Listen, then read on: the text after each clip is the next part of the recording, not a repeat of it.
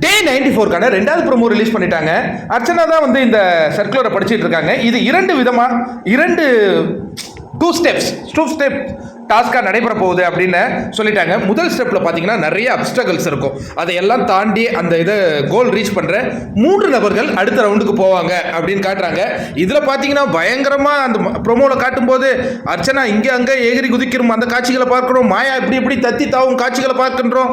பூர்ணிமா வேற வராங்க, விஜயவர்மா வராங்க. இந்த மாதிரி காட்சிகள்லாம் பார்த்துக்கிட்டு இருக்கும்போது டக்குன்னு அந்த 3 பேர் வெற்றி பெற்ற அந்த 3 பேர் யாருன்னு நமக்கு தெரிய வருதுங்க. யாருன்னு பார்த்தீங்கன்னா பூர்ணிமா, மணி அண்ட் விஜயவர்மா. இவங்க வெற்றி பெறுகிறார்கள். இவங்க அடுத்த ரவுண்டுக்கு போறாங்க. இப்போ அடுத்த ரவுண்டுக்கு போன உடனே அவங்க இப்போ வந்து பிசிக்கலை டெஸ்ட் பண்ணாங்க இல்லையா, அடுத்தது மென்டல் பவரை, ஞாபக சக்தியை டெஸ்ட் பண்ண போறாரு பிக் பாஸ். இப்போ என்னன்னா கேள்வி கேட்பாரு, அதுக்கு சரியான பதில்கள் சொல்லி ஆகணும்.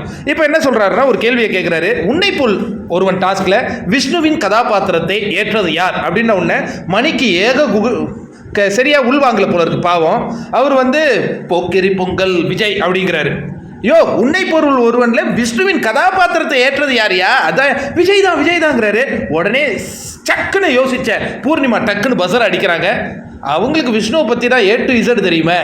விஷ்ணுவின் கதாபாத்திரத்தை ஏற்றது யார்? மாயா ஏற்றாங்க அப்படிங்கிற அந்த சரியான பதிலை அவர்கள் சொல்ல விஷ்ணு இங்கே வருத்தப்பட்டு பார்த்துட்டு இருக்காரு. எனக்கு என்னன்னா இப்போ டாஸ்க்லாம் வைக்கிறாங்களே இதில் எதனா ட்விஸ்ட்டு வைக்கணும்யா. ஏன்னா நீங்கள் வந்து சீசன் 5ல் பார்த்தீங்கன்னா ஏதோ தண்ணியை தலையில் ஊற்றிக்கிட்டு பாவத்தை எல்லாம் கழுவி ஃபைனல் போங்கன்னு சொல்லிட்டு நிருப்பு அனுப்பிச்சி விடுவாங்க. அது மூலமாக தாமரை எவிக்ட் ஆன அந்த காட்சிகளை பார்த்தோம். இந்த முறை இந்த டாஸ்கில் யார் ஜெயிக்கிறாங்களோ அவங்கள டைரெக்டாக ஃபைனலுக்கு அனுப்பிச்சிடணும். ஏன்னா 3 பேர் யார் இருக்கிறது? மணி, பூர்ணிமா அண்ட் விஜயவர்மா. யாரா ஒருத்தங்க ஃபைனல் போட்டுமே, என்ன தப்பு, நமக்கு சுவாரஸ்யமாக இருக்குமே. என்ன சொல்கிறீங்க? அந்த மாதிரி எதனா பண்ணும், அப்போ தான் இவங்களாம் டெடிக்கேஷனாக டாஸ்க் ஆடுவாங்க.